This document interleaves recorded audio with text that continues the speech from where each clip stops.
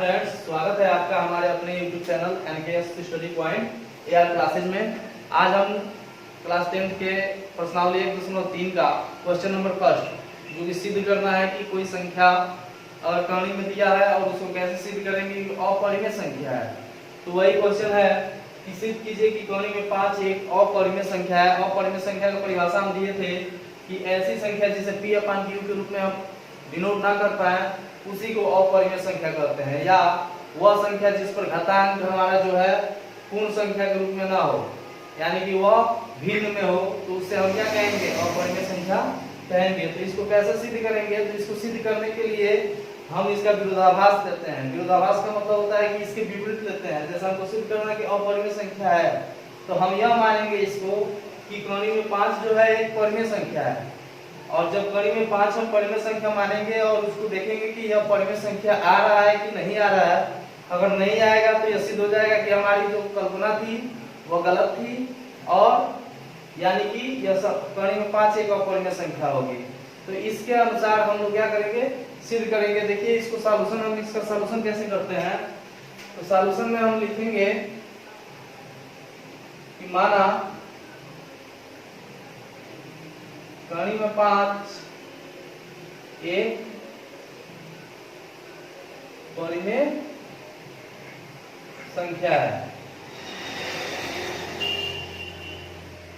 माना कड़ी में 5 एक परिमेय संख्या है विरोधाभास द्वारा। यहाँ पे हम ब्रैकेट में लिख दे रहे हैं विरोधाभास द्वारा हम मान रहे हैं कि यह एक क्या है? परिमेय संख्या है, जहां या इसको हम लिख सकते हैं कि कड़ी में 5 बराबर, अगर परिमेय संख्या है तो इसको P/Q के फॉर्म में लिख सकते हैं। तो मान ले रहे हैं कि कड़ी में 5 बराबर A/B, जहां A व B सअभाज्य संख्या है। सअभाज्य को प्राइम संख्या है, और ये A और B को सअभाज्य भी हम बता रहे हैं कि सअभाज्य क्या होता है, और B नॉट इक्वल 0, और B जो है हमारा शून्य नहीं है। तो यह हमारा जो है माने हैं हम कि कड़ी में 5 A/B, जहां A और B क्या है? सअभाज्य संख्या है। अब सअभाज्य हम बता दे रहे हैं यहाँ पे सअभाज्य क्या होता है? सअभाज्य संख्या, देखिए कोई भी ऐसे दो संख्याएं, कोई भी ऐसी दो संख्याएं जो एक दूसरे कोई भी संख्या लेंगे। अगर मान लीजिए कोई भी संख्या है, दो संख्या दिया हुआ है, जैसे हमारा दिया है 5 और 15, अगर इन दोनों संख्याओं में कोई कॉमन फैक्टर है तो वह सअभाज्य नहीं है। यानी कि अगर किसी दो संख्याओं में कोई भी उभयनिष्ठ फैक्टर ना हो उसे ही हम क्या कहते हैं? सअभाज्य संख्या कहते हैं। इसका परिभाषा क्या लिखेंगे कि यदि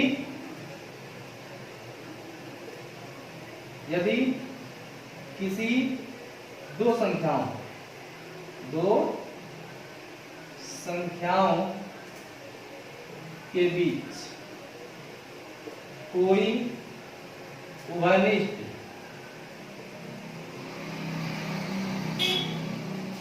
उभयनिष्ठ गुणनखंड न हो, कोई भी उभयनिष्ठ गुणनखंड न हो, वो संख्याएं सअभाज्य संख्या कहलाती हैं। सअभाज्य संख्या कहलाती हैं। जैसे 1 और 3 के बीच केवल कॉमन फैक्टर कोई एक है केवल, और दूसरी संख्या नहीं है। 5, 7, 15, 16, 15 और 16 में आप देखिए ये दोनों भाज्य संख्याएं हैं। भाज्य और सभाज्य संख्या में बहुत अंतर होता है। ये 15 है और ये 16 है, इसका फैक्टर क्या होगा? 15 का 3 गुणे 5 और 16 का क्या होगा? 2 गुणे 2 गुणे 2 गुणे 2। तो इसमें कोई फैक्टर है और इसका फैक्टर है, तो देखिए इस दोनों में कोई ऐसा नंबर नहीं है जो एक दूसरे के कॉमन हो, तो यह हमारा सौभाज्य संख्या कहलाता है। या इसको एक दूसरे तरीके से भी हम समझ सकते हैं। कैसे समझेंगे? अगर यह आप समझ गए तो यह बहुत ही जल्दी समझ जाएंगे कि यह कैसे सिद्ध हुआ है, इसलिए हम इसको बार बार फोकस कर रहे हैं। तो इसको कैसे करेंगे? हम फिर से कर सकते हैं। जैसे कि कोई नंबर हमारा दिया है फ्रैक्शन में, जैसे 16/20 दिया है। अब इसमें हम ऐसे नंबर से भाग देते हैं जो दोनों से भाग कटे, यानी कि दोनों नंबर की मौसकों से भाग देते हैं। तो इसको हम लिख सकते हैं 4 से भाग दे तो 4 चौको 16 और 4 से भाग दे तो 5 बार में कटेगा, यानी कि इसको 4/5 लिख सकते हैं। तो ये 4/5 जो शॉर्टेस्ट रूप है ना, यही क्या है? ये 4/5 दोनों सौभाज्य संख्या है। आपको आशा करता हूँ ये समझ में आ गया होगा। अब क्वेश्चन पे हम आते हैं। अब क्वेश्चन को कैसे सॉल्व करेंगे? तो देखिए, तो ये मान लिया हम सौभाज्य संख्या, आप समझ चुके होंगे, यानी कि ए और बी के बीच एक को छोड़कर, केवल एक तो हर जगह कॉमन रहता है, किसी भी नंबर में कॉमन रहता है, तो एक को छोड़कर अगर कोई दूसरा कोई वैल्यूड संख्या नहीं है, उसका फैक्टर नहीं है, तो उसको हम सौभाज्य संख्या कहेंगे। अब इसको आगे बढ़ाते हैं। ए और बी सौभाज्य संख्या है, अर्थात इन दोनों के बीच केवल एक कॉमन फैक्टर है और कोई भी कॉमन फैक्टर नहीं है। तो अब इसका वर्ग करेंगे, लिखेंगे दोनों पक्षों का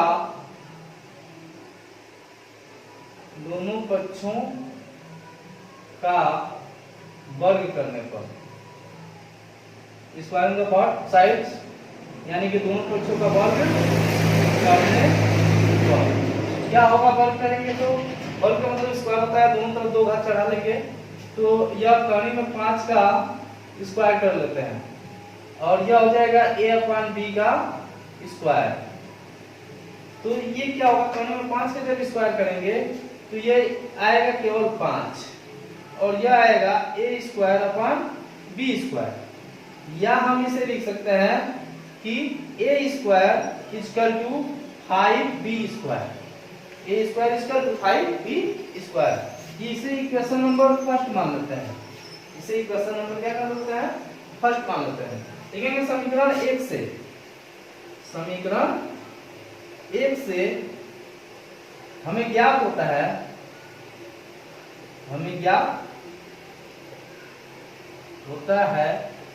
कि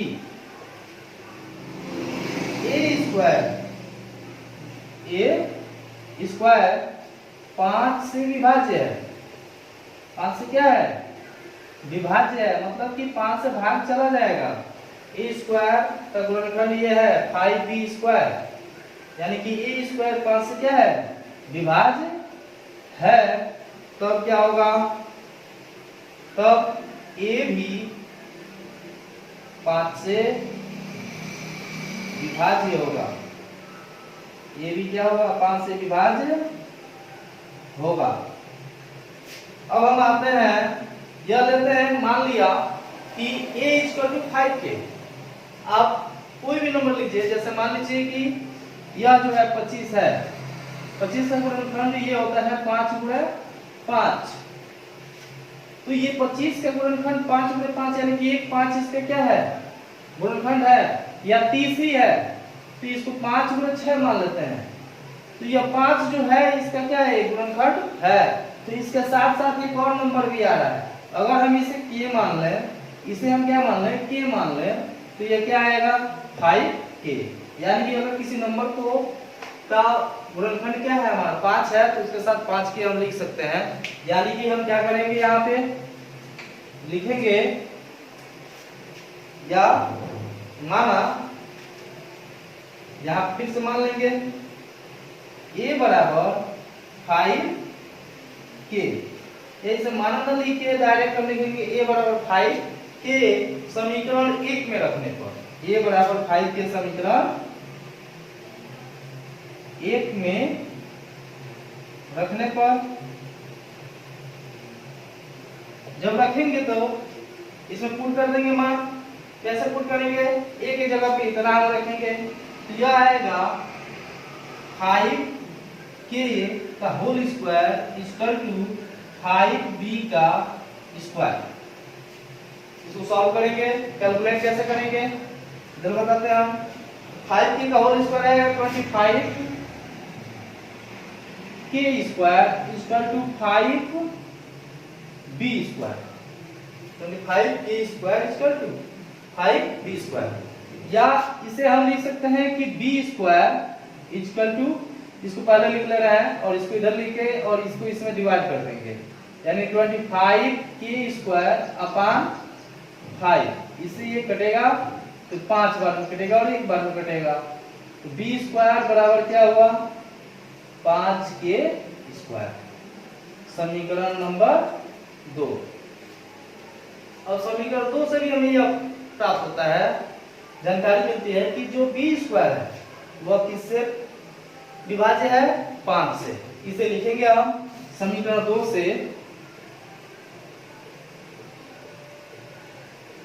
हमें ज्ञात होता है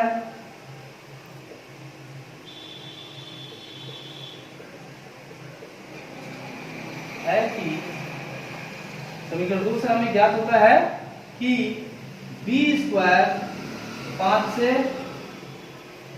विभाज्य है। अगर कोई नंबर का स्क्वायर जो है वो 5 से विभाज्य है तो वह नंबर भी क्या होगा 5 से विभाज्य होगा, अर्थात b 5 से विभाज्य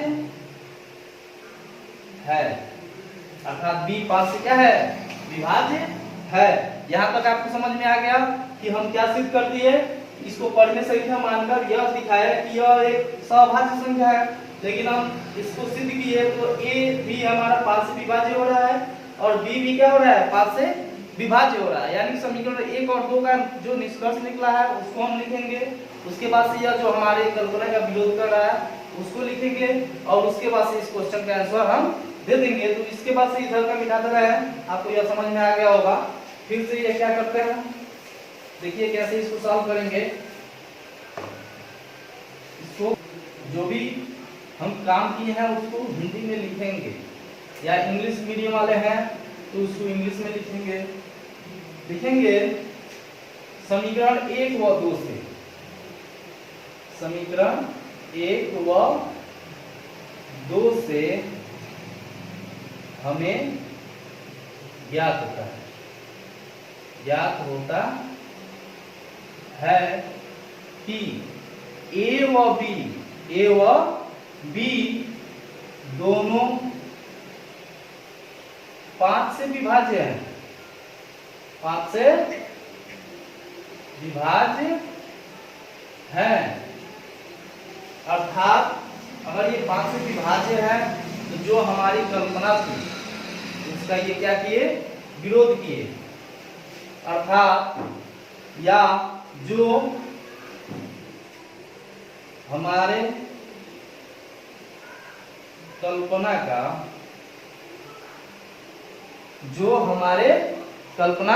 का विरोध करते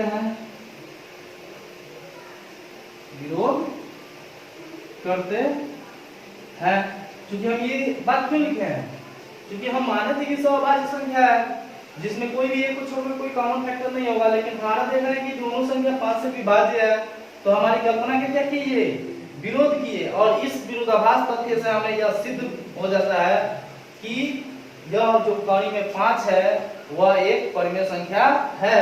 अर्थात लिख सकते हैं, अर्थात कड़ी में 5 एक परिमेय संख्या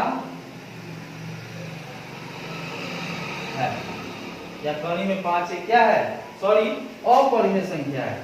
क्या है, अपरिमेय संख्या है। यही हमको सिद्ध करना था। आशा करता हूं कि आपको ये क्वेश्चंस बहुत अच्छे से समझ में आया होगा। आप हमारे YouTube चैनल को सब्सक्राइब कर लीजिए और बेल आइकन को भी दबा दीजिए ताकि हमारे द्वारा जारी किए गए वीडियोस का आपको नोटिफिकेशन तुरंत मिल सके, और कमेंट्स में बताएं कि आपको क्या समझ में नहीं आया है, उसको फिर से कोशिश किया जाएगा कि पुनः इसको बताकर आपको समझाया जा सके। धन्यवाद।